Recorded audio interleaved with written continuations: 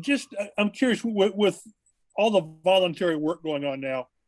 Was there a decision for you to make, and was there an attempt by the team to make a statement as a group, or is this an individual discussion? Well, I mean, this is obviously I'm the player rep, and I represent the players in general. So I had a decision to make, and I think the entire leadership committee did as well, as far as what we were going to do. People were making statements, and Frank had come to me on behalf of him and Chris and said, look, we're not pressuring you guys to come in. I mean, it's the NFL had basically not made any of the regulations, the protocols favorable to come in. So it wasn't about us, putting in work or whatever it was. I think we do recommend with 17 games that guys, adjust their off seasons a little bit. But, we're in for 2 weeks. Day one in the books, it was great. Got a full workout in. Everybody was safe, tested. It's great to be around the guys and also to get out there and get, put some reps on air with the offense. So we'll see what these 2 weeks have. I think this is great. I think it's works for both parties. But for long story short, yeah, we just wanted to keep open conversation and figure it out because it's always moving. Just real quick follow up. You said for 2 weeks. Are you talking like this week and then come back for the veteran minicamp? No, so we are in this week and then the week after that, and then as far as we're at right now, we'll be done after that. So it was a way to give guys the summer off, June and July, to go back and train and get ready for the season, get their bodies right. But also we're getting in here for 2 weeks. We're all voluntary. This is all optional. So this is obviously not something mandated by the team, but I think this is the best of both worlds. We get to be in working out, be on the field. It's still going through individual, but there's no, possibility of going against the defense and taking an unnecessary risk to get a helmet to the shoulder or whatnot. So I think that Frank and Chris both understand what the season, the challenges that are ahead with 17 games, and were very fair to us. And I think this is the best possibility that I've seen out of anybody in the NFL right now. Thanks, Ryan. Stephen Holder. Hey, Ryan, this wasn't going to be my question, but just to clarify, so the mandatory camp was part of the conversation as well. So you guys, you'll just do these 2 weeks and then you're done, right? Yeah. So this is, as you guys have seen, every team, right, came out and said, right. Hey, we're not doing OTAs. And we never said that. And so that also brings up the problem then, well, you have mandatory mini camps. So some teams I feel like were pressuring the players to come in for OTAs and for mandatory minicamp, and that's the one thing in our CBA that says we have to go to, right? So would we just do virtual and then just wait till the middle of June, come back, put helmets on, and then take an unnecessary risk to do a ramp up period? So no, right. Frank and we kind of had this conversation, and it was really Frank's idea. I'd take credit for it, but it wasn't mine. It was more, okay, let's move everything up so that we're not waiting till the middle of June to come back. Give guys, Memorial Day and off. And we can come in. The players can still dictate the tempo because it's OTA, so it's still technically optional. And so I think it's just the best of both worlds. I mean, we still have a 4-hour day. We can come in, we can test. They've added testing, people to make it a little bit easier for us to come in. We work out a couple of times a week, and we go out there for a couple hours on the field, an hour and a half. We do individual. We do they do routes on air. We do stuff against, we do walkthroughs against the offense. I think that this is the best. This is the best. I mean, it's the best offer that I saw out of anybody in the NFL. And I think it just goes to show the Colts, being proactive as far as the 17th game and what that shows for guys down the road for health and safety. And also, this could be the change of going forward as far as what OTAs look like. That makes sense. Hey, can I ask my other question, which was going to be, you've had a front row seat to watch Frank work with quarterbacks, different quarterbacks every year, just about. What do you observe from that perspective that makes him unique and how he works with those guys and partners, and I hope, in your estimation, makes them better? Well, I think every quarterback's different. I think that Frank is having played that position, understands that better than anybody, and what makes certain guys tick and what they see and how they see the game. I think that he can adapt, certain offenses to that, and and certainly every quarterback that I play with is different. They're all amazing guys, but they're all a little bit different. So I think just in the conversations that we've had the last couple of weeks with Carson and what he can do capability wise, he's a big guy, can run, can do everything.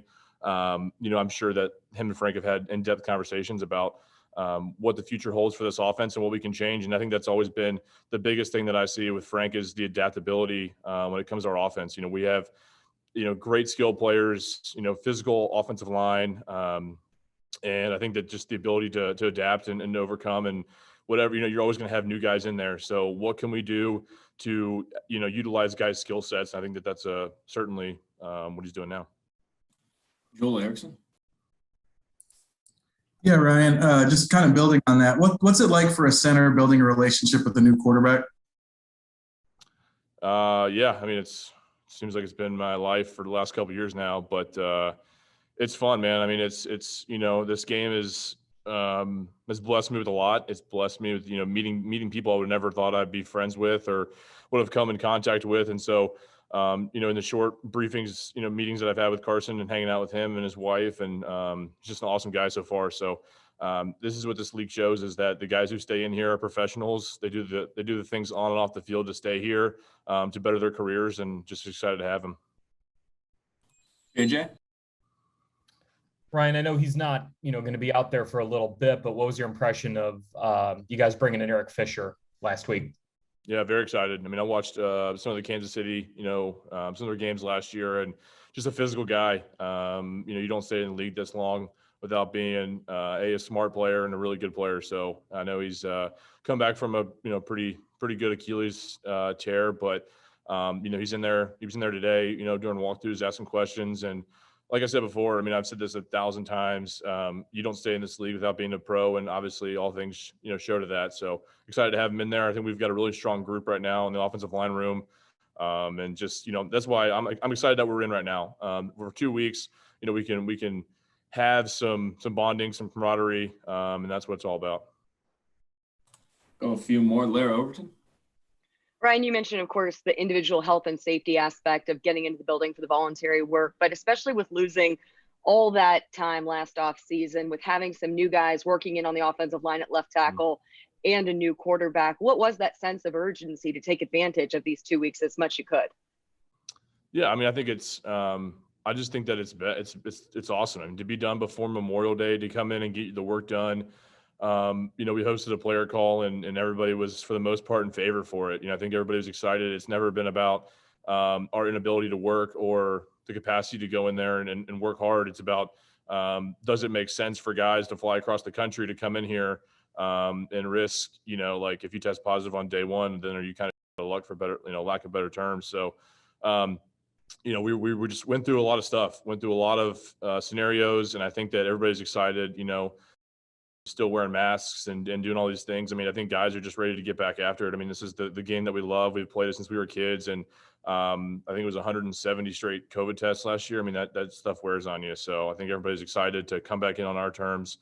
You can only work out by yourself or a different place, for so long without seeing the guys that you're going to be spending every day with. So I think it was very, very important, and everybody's on board. Go 2 more. Kevin Bowen.